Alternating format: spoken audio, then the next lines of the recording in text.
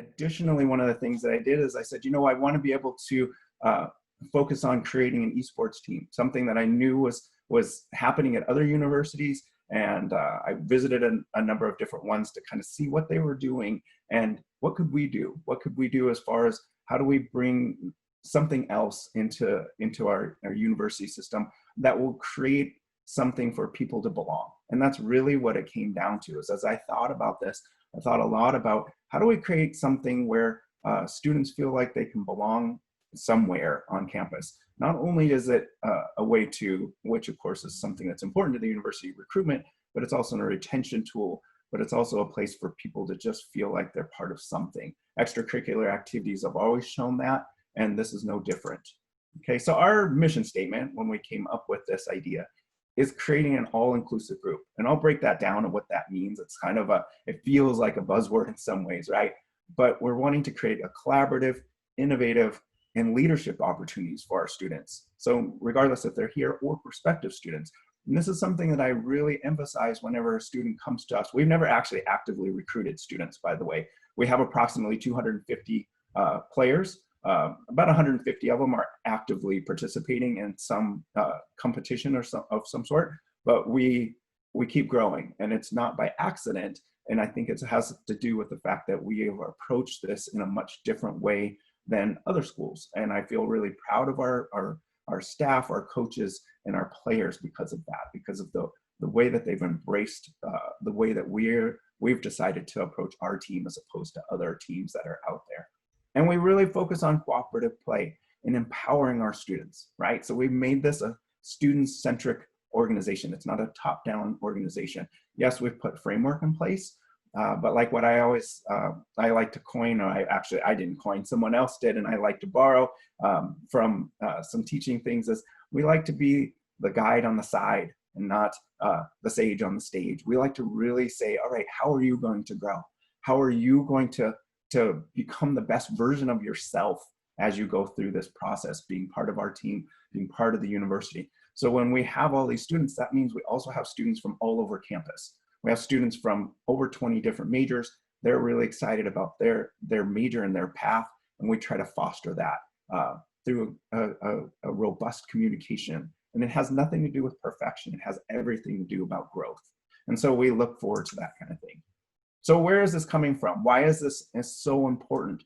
Well, if we look at gaming culture, and I grabbed a couple of really key places here in the last couple of years where they looked at why gaming has gotten such a bad name and why online gaming has really turned off a number of players and a number of people, and why the stereotype persists. And a lot of it has to do with the way that women, people of color, the people of that are online, they're being disparaged. So the misogyny, the homophobia, the racism, it's very real. And that's happened, and I don't know if you know about Gamergate, but this idea that, you know, standing up for women's rights, standing up for feminism was pushed down. It was pushed back. Like, no, that's not real. It's just hyper-feminism.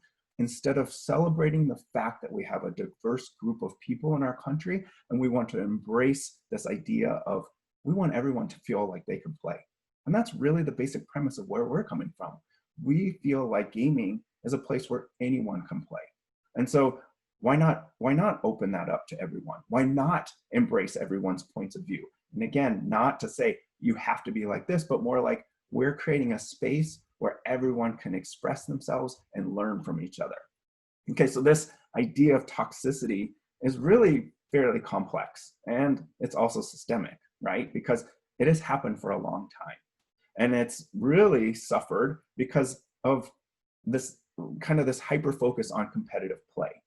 And not to say that we're not competitive, right? I mean, we try very hard to find multiple different venues and avenues for our players to compete, but that is not our number one priority. Our number one priority has nothing to do with win-loss record. And we make that very clear, that we want them to be good people, and then we want them to be people that are respectful of one another and be examples and models for who they want to be and who they wish others could be, no matter what's happening.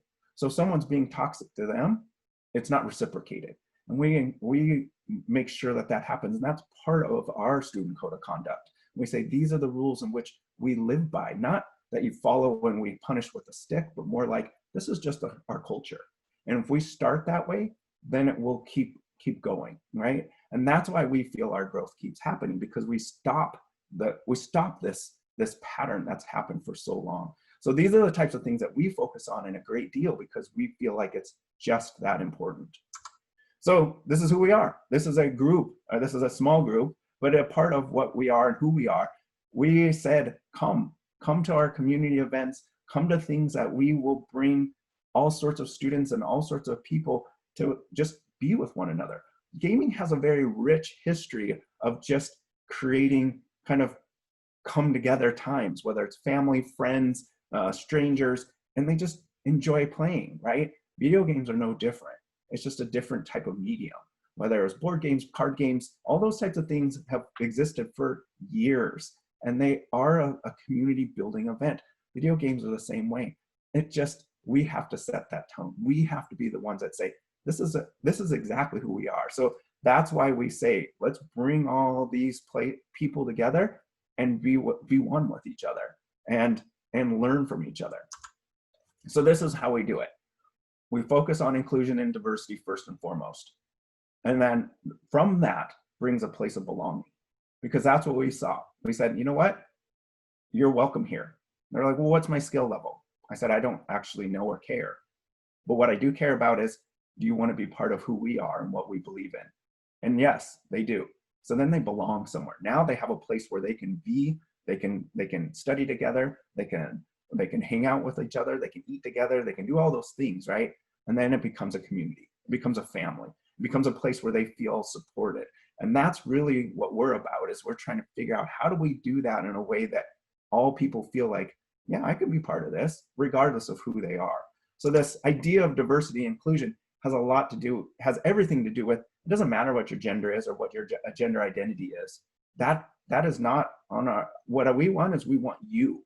And so that's one thing. Same thing with race, same with sexual orientation, identity, same with mental and physical ability. All those barriers go away, because we say, you know what, when you play a game, we don't have to worry about all the things that may or may not fit within a very contained sense of a sport. Our sport is open to all, right? And so we have mixed teams. We have teams that are led by young ladies that are fantastic. We have teams that have non-binary participants. We have dual sport athletes. We have teams that have all sorts of players from all different backgrounds. And we try very hard to figure out, how do we reduce those barriers so that people know that we exist? And so having opportunities like this to say, by the way, did you know that this is a place for you? And that you know that you can be here and just be yourself? I mean, I can't tell you how many of our players, that's what they say. They say, you know what, I didn't realize I could just be myself. I don't have to live up to whatever, you know, social norms or social things, pressures that they had in high school or they had in another place. It's just giving them a place to belong. And that starts with not only all of us that are part of the staff, but it's also the players. The players are so amazing in that way. And because they bought into this, then it feeds on itself. And they're student leaders that just encapsulate this. And so we're really excited about that. So the other thing we do, though, is we supply different games, right? Some people really love League of Legends. It's a very popular game amongst the esports community. And that's great. However, we also do Smash. We also do Overwatch, Rocket League. We compete in all these things, but we also bring in the casual side of things. We have players that are playing Among Us, Minecraft. They're playing all these types of games because we say, you know what? What are you interested in? What can we support for you so that you feel like you're part? We don't care if you're playing competitively. If you want to play with us, you're on the team. You are automatically part of it because you are a champion of what we believe in, not this idea of we need to make more money. We need to make sure we have higher views on our stream. We want to make sure that we're, you know, a revenue making machine, which is what a lot of schools focus on, which is fine. I actually am totally fine with that. It's just that that's not the approach we wanted. The approach we wanted, and maybe it's a faith-based thing because I'm thinking to myself, I sure hope we can do this in the long term. But I have to believe that if we go with this approach, we will continue to be strong and we'll have more people buy into what we're doing, which is, of course, it requires community support. It requires people to, not only help us, in kind, but also with financial support. But it keeps happening. We keep getting those people that are like, yeah, I believe in what you're doing. I believe in this because you're not just trying to look for the next dollar that you can make. You're trying to make a difference in these people's lives. And that's what this team is about. Is we're trying to change the trajectory of their lives, making them leaders, making them communicators, making them having those skills that they need when they go into the workforce that they might not otherwise get. So those are the types of things that we do through cooperative play. Anytime you're playing a team sport, you have to be able to cooperate and collaborate with each other. So that's what we're trying to aim for when we try to create these games, as well as just trying to be there with one another, which is what we're doing when we think about, how do we keep this going in a time of COVID? So that's really what this is we're just trying to expand on what's already been available for this last year. So this idea of being with one another, huge, right? That was one of my main things, is we wanted a space that allowed our students and our players to be with each other. And if they can be with one another, they're going to stay with one another, because then they support one another, whether it's academically or if it's mentally or it's whatever, they support one another. And then we turn around and we say, now give back. Make sure you give back to that community, be part of the community. We're not just here at the university, we're actually part of this greater community. So we try to do things like, support Can the Cats, the Montana Rep, Innovate High School, United Way, all these things that make a difference in so many people's lives. And we say, you know what, we've been really fortunate for all the things we've been given. Let's give back. Let's show that we're also part of, the greater sense of the greater part of our community, because we are. And so as we communicate, as we collaborate, as we lead, that's how we do it. We give back, and then we support one another by doing that. So it's a broader conversation because of that. And once we do that, then we realize that there's other people in the community that also want to belong. So we expand that to say, you know what?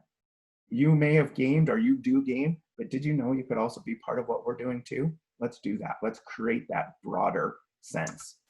So what we're trying to do in the end is, at the foundation, we're creating this maintenance of mental health. No matter where you are, no matter if you're in the workforce or whether you're in academics or whatever, the sense of mental health is huge, right? Especially in COVID. And so what we want to do is we want to be able to say, how do we do that? Well, we try to reduce stress by playing games. And then by doing that, then hopefully we're also helping us solve our problems, right? Whatever they might be. This gives us life skills to be able to kind of keep going forward into our life. And then at the end, at the very top, it just has to be fun. So those are that's our pyramid that we're trying to always aim for, is trying to figure out how do we do that. So we partnered with different people, right? So we partnered with this nationwide organization called INIKI. And they do the exact same thing on a nationwide scale. And they have thousands of people that have bought into this thought process. And some of my friends, including one of the founders, she's from MIT. She came and spoke here at the university, talked about their mission and what they're all about in her research. She was excited about the things we're doing. It made me feel like we're on the right path. Another one that's another founder, researcher, she's a friend of mine. She's also part of INIKI. She does a great outreach program with their Inclusion 101 work.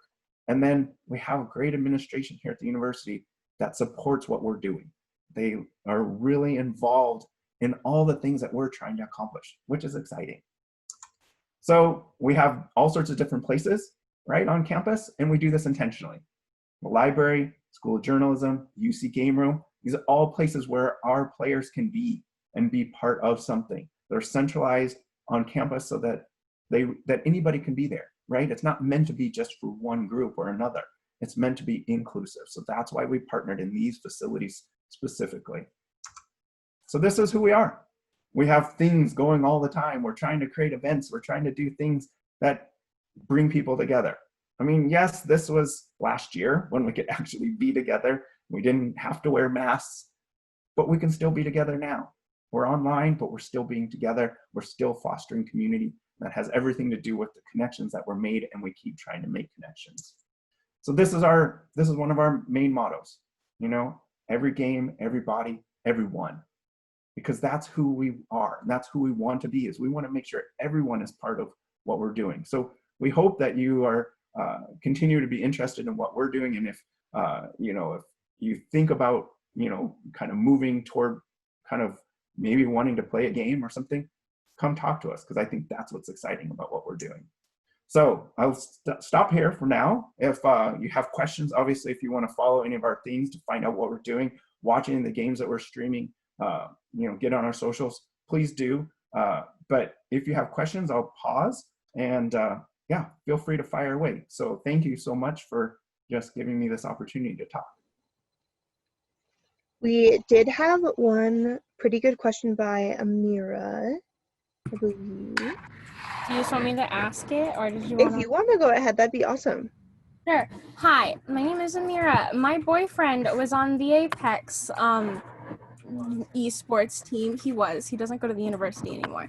But I can't play any games. I can't play Call of Duty. I can't play Apex. I tried to play Doom yesterday, and there's no real people in Doom, and I still freaked out.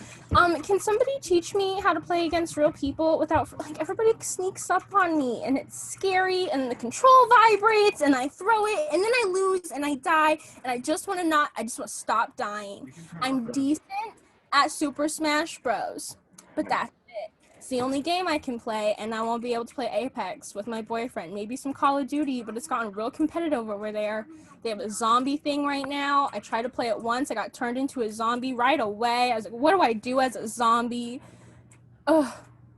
That was a long question, but I just want to learn how to play some games. That's all. No, that's great. You know, that's one thing, you know, I would encourage you to join. If you want to join into our Discord, we have a coach for Apex. And we have people that are really good at, you know, that's what they do, is they focus in on aiming. I mean, we have one of our players who is, I mean, that's his whole thing, is how do we do better aiming, and showing you techniques to do that. So jumping in and being part of what we're doing online like that, they can show you how to do that. And they'd be happy to do that. That's what they do. And they love that part of things, is trying to, like, engage with students and say, hey, if you want to learn how to be better at Apex, we can show you how to do that. And so regardless of your platform and so forth. So yeah, definitely join us and see what we can do. I can give you a link to our Discord server, so you can just jump in, introduce yourself, and then we can get you connected with whomever you want. So that would be great. Because last time I played with random people, they just laughed at me, and I was like, this is not supportive. That's exactly right. And that is exactly what we're trying to change, right? Is this idea that people just aren't supportive and they're not nice. I mean, I've had that exact thing, yeah, right? Called me trash, and I was like, I am a new player. Just try to play. Like, you don't even know me. I could be 5. Like, you don't even know. You could be making fun of a child. Yes. I was very upset. Yes, no, 100%. And that's the thing. Like, we have players that are amazing at different games, and they still get trash talk when they're online. And you're like, that's not who we are. So we're going to change that. And if it starts with us, fine. That's where we're going to start. We're not going to be like, start at the hyper competitive and then try to come back and try to make it better. We're going to make it better first, and then we're going to be competitive. And I feel like what we're finding is that our teams are actually stronger and they're more competitive because of it, because of the culture that we're creating, which is what is most important in the end of the day.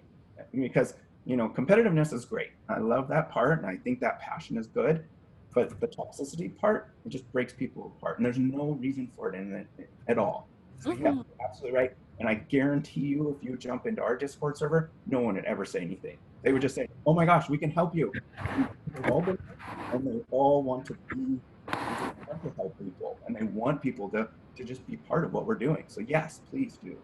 Awesome. Where can I find the little link for the Discord server? Or maybe you had it up a second ago and I just missed it. And then I'll stick it in chat here. Awesome. Thank you. Yes, of course. Awesome. Thank you. And then I think Julia has a question as well. Whenever you're ready. I can do it. How do you, I guess, do you have any tips to make already existing communities more inclusive when that's not something that they value? Yeah, that's a great question. What we recommend, there's a couple of things you can do, right? And one of them, that's why we partner with Iniki. That is something they do, is they actually come in and do trainings. So they do specific trainings to organizations and groups that want to learn and be more inclusive and diverse.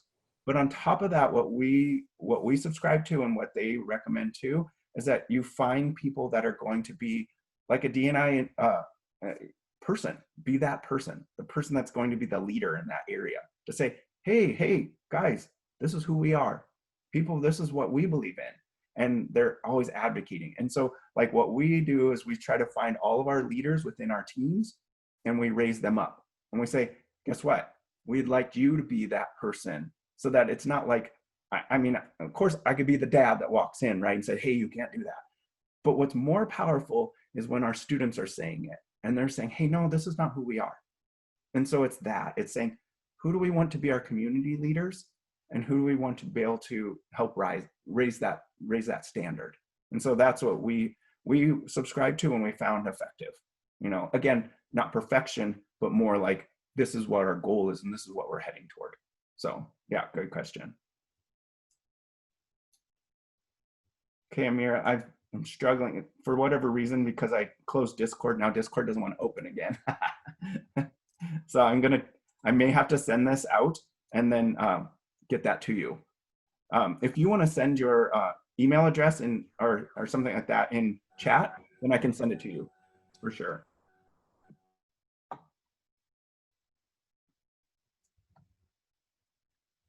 Are there any other questions?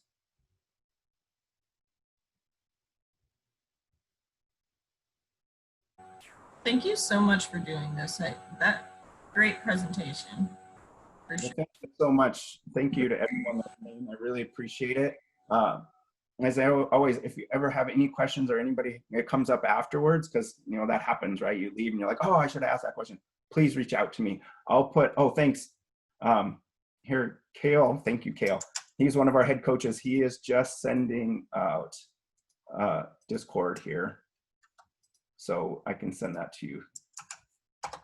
Here you go. So if you click on that link, you can, it's an invitation. So I don't know if anybody else wants one, but that will allow us to do that. So, but thank you so much for coming, and thank you for your attention. But yeah, I will put my email address in here. So if you want to contact me, please do. That would be great. Awesome. Well, if we don't have any other questions, then I bid you all a lovely day. We do have a full day left of presentations for DiverseU, so please, if you'd like, feel free to attend any of those. Thank you so much, Michael, for presenting. It was a pleasure, and thank you all so much for attending. Thank you, Marian. Thank you, Julia. Thank you all.